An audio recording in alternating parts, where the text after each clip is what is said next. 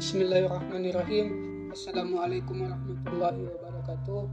Puji syukur kita panjatkan kehadirat Allah Subhanahu wa Ta'ala, dan tak lupa pula kita kirimkan salam dan salawat kepada junjungan Nabiullah Muhammad sallallahu alaihi wasallam. Allahumma shalli ala Muhammad wa ala ali sayyidina Muhammad. Pertama-tama perkenalkan, saya Muhammad Yusuf Bahar dengan NIM D1G12214. Nah, pada kesempatan kali ini saya akan memaparkan terkait mengenai peluang dan tantangan farmasi di masa depan. Sebelum kita melangkah lebih jauh, kita harus mengetahui sebenarnya apa sih itu farmasi. Farmasi merupakan ilmu yang mempelajari segala bentuk atau segala seluk-beluk mengenai obat itu sendiri. Ilmu farmasi adalah ilmu dari 3 ilmu, di mana yang pertama adalah kedokteran, yang kedua kimia, dan yang ketiga adalah biologi. Ruang lingkup ilmu farmasi tak hanya terfokus pada bidang ilmu eksakta itu sendiri, akan tetapi juga pada bidang ilmu sosial seperti manajemen farmasi dan farmakoekonomi. Selanjutnya, prospek kerja farmasi. Terdapat 6 bidang. Untuk bidang pertama, industri.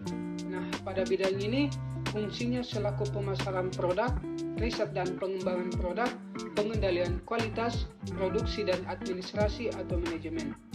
Kemudian yang kedua pada bidang klinik atau rumah sakit. Nah, pada fungsinya selaku kebutuhan untuk perawatan yang lebih baik, penggunaan dan pemantauan obat. Kemudian yang ketiga pada bidang pemerintahan. Nah, pada bidang ini berfungsi selaku administratif, pemeriksaan, bimbingan dan pengendalian, logistik dan penyaluran obat dan alat kesehatan itu sendiri, serta mengabdi pada negara itu sendiri. Selanjutnya, pada poin keempat pada bidang komunitas. Nah, yang dimaksud di sini contohnya di apotek. Nah, di apotek ini langsung berhadapan dengan masyarakat, sehingga fungsi tersebut dikelompokkan dalam farmasi masyarakat atau sering kita kenal sebagai community farmasi. Kemudian yang kelima, pada bidang pengawasan obat dan makanan. Nah, pada bidang ini, para ahli mempelajari, meneliti, dan mengetahui baik buruknya makanan atau obat. Dan yang poin terakhir atau keenam adalah pada bidang akademik.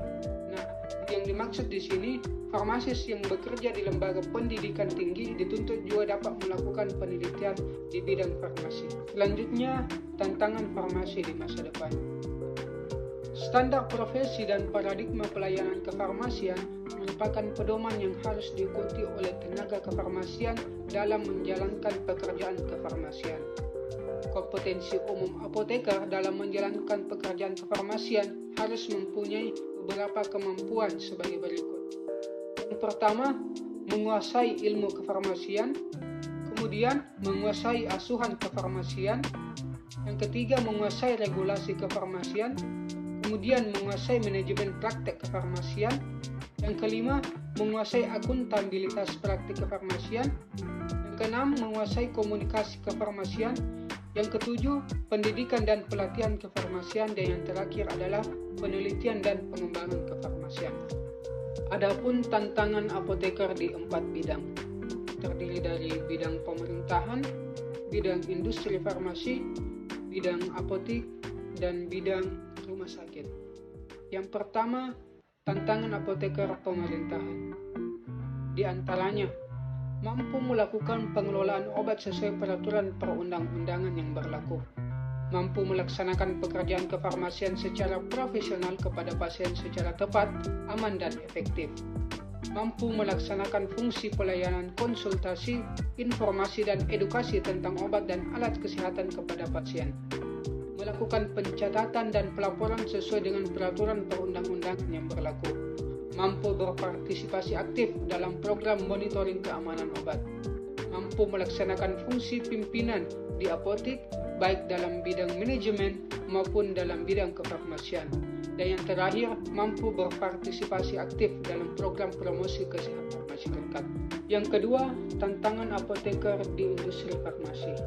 Di antaranya, mampu melaksanakan fungsi registrasi obat, mampu berpartisipasi mengembangkan senyawa atau eksipian baru, mampu mengembangkan spesifikasi, metode analisis, serta pengujian prosedur bahan awal, obat jadi dan kemasan, mampu mengendalikan teknis operasi dan proses manufaktur obat, mampu mengembangkan good laboratory practice atau analisis kontrak untuk pengawasan mutu obat, mampu melaksanakan pengemasan produk, mampu merancang dan melakukan uji klinik obat baru, serta mampu melaksanakan pengujian yang sesuai untuk perbaikan mutu produk.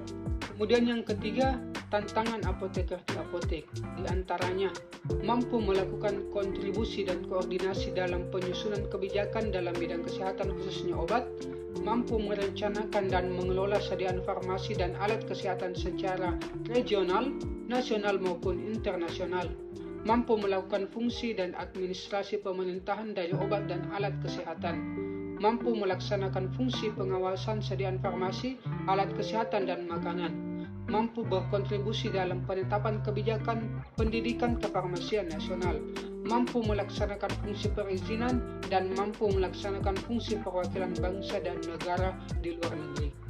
Yang terakhir, tantangan apoteker di rumah sakit.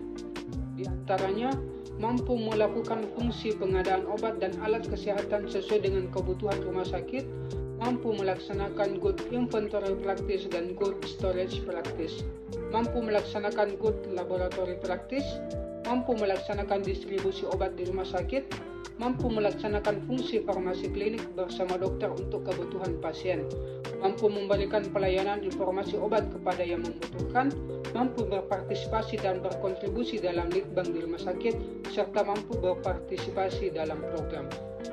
Ya, baik, itulah tadi pemaparan dari saya terkait mengenai peluang dan tantangan farmasi di masa yang akan datang.